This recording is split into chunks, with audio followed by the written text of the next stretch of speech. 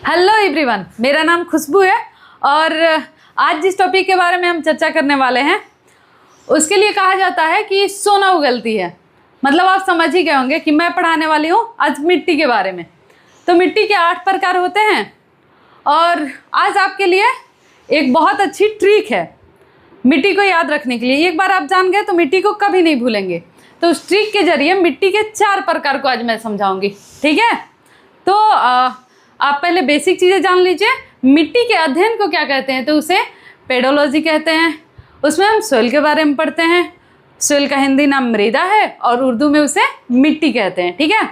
तो आइए जानते हैं और कितना परसेंट कौन सा मिट्टी भारत में पाया जाता है, कौन सा सबसे ज़्यादा परसेंट में बिहार में पाया जाता है, उसके बारे में फुल डिटेल्स में पढ़ते हैं। चलिए, तो पहले हम टॉपिक अपना लिख लेते हैं। सोइल, मिट्टी,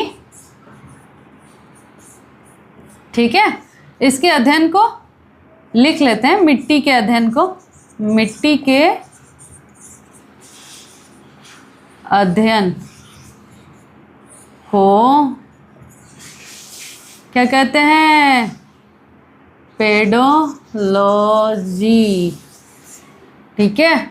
और इसमें पढ़ते किसके बारे में? सोइल के बारे में।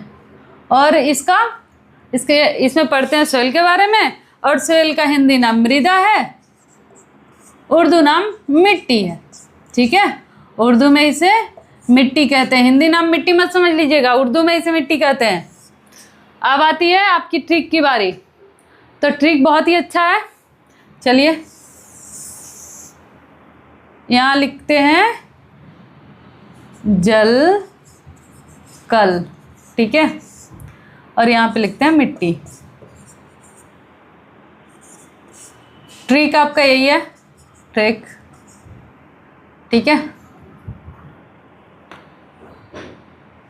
और यहाँ पे अब लिखते हैं ज से क्या होगा?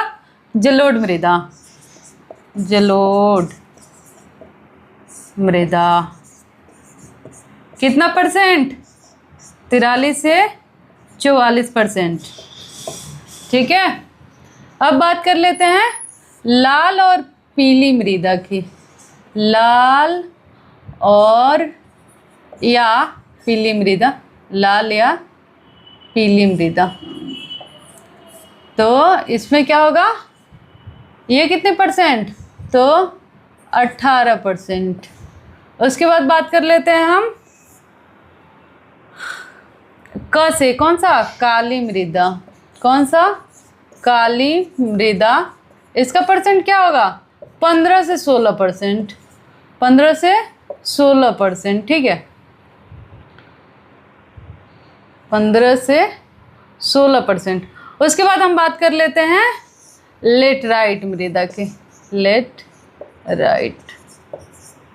लेटराइट मृदा। इसका परसेंट भारत में ना बहुत कम है, 3.7%, ठीक है। तो ये जल कल ट्रिक से बहुत आसान होगा चारों मृदाओं को जानना। जलोढ़ मृदा परसेंटेज 43 से 44%, लाल या पीली मृदा 18%, काली मृदा 15 से 16%, लेटराइट मृदा 3.7%, ठीक है। अब मुख्य रूप से ये चीज़ होता है कि किस मिट्टी में कौन सा कृषि होता है, कौन सा फसल किस मिट्टी में उगाया जाता है। क्योंकि देखिए, भारत की जो है इकोनॉमी मतलब पूर्णतः कहा जाए तो फसल पे ही शुरू से टिकी हुई है, कृषि पे। तो ये बड़ा सोचने वाली बात होती है कौन सी मृदा में कौन सी फसल होती है। तो ये जलोढ़ मृदा, इसके 2 प्रकार होते हैं। इसका एक होता है खादर और एक होता है बांगर। खादर में क्या होता है? खादर मृदा नई मिट्टी होती है और बांगर पुरानी मिट्टी होती है। खादर कैसे आती है? नदियों द्वारा बहा के लाया जाता है, वो खादर होती है। और जो पुरानी होती है वो बांगर होती है, ठीक है। अब इसके बारे में भी एक पॉइंट याद आ रहा है, बोल देना चाहिए। ये चट्टानों के टूटने से तो वो जो वो घिसाव होता है चट्टानों में, उससे मृदा बनती है।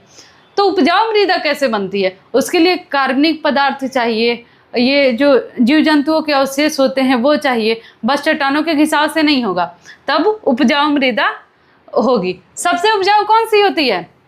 जलोढ़ मृदा होती है। ठीक है, जलोढ़ मृदा को आप ऐसे भी समझ जाएंगे ना, जैसे बिहार में है, बिहार में कहा जा रहा है कि ये जो है जलोढ़ मृदा, हमने कहा कि 90% से अधिक पाई जाती है। ठीक है, तो बिहार में वो जो गंगा के मैदान साइड है उधर बहुत ज़्यादा पाई जाती है, पटना साइड बहुत ज़्यादा पाई जाती है। तो ये क्या कैसे बनती कैसे है?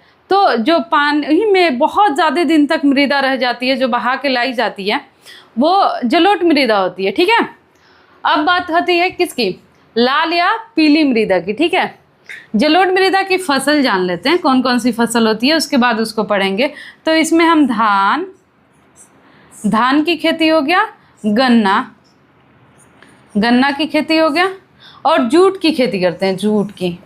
ठीक है, और यहाँ पे लाल या पीली मृदा, ये जहाँ पे कम पानी होता है उस जगह पे ये लाल या पीली मृदा होती है, कम पानी वाले जगह पे।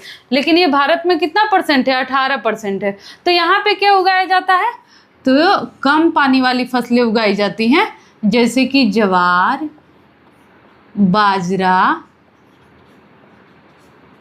दालें और दालें।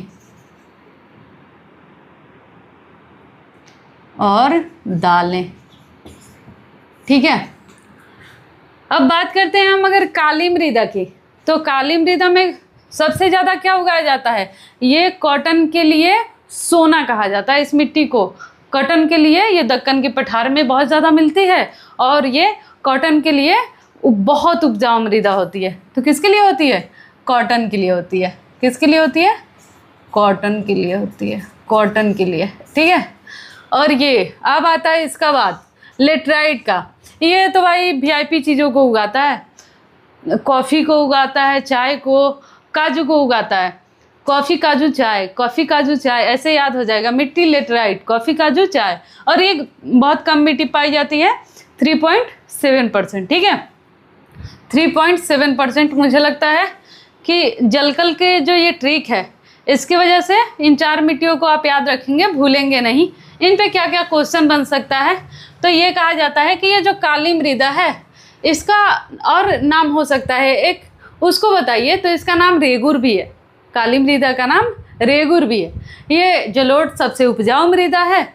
और ये लाल या पीली मृदा के बारे में थोड़ा सा जान लीजिए। ये लाल क्यों होती है?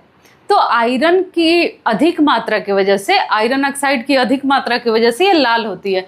ऐसे साधारण भाषा में कहे तो लोहे की वजह से ये लाल होती है। ठीक है, और ये पीली कब हो जाती है? जब ये हाइड्रेट हो जाती है, पानी की मात्रा जब इसमें मिलती है, पानी मिल जाता है, तो ये पीली हो जाती है।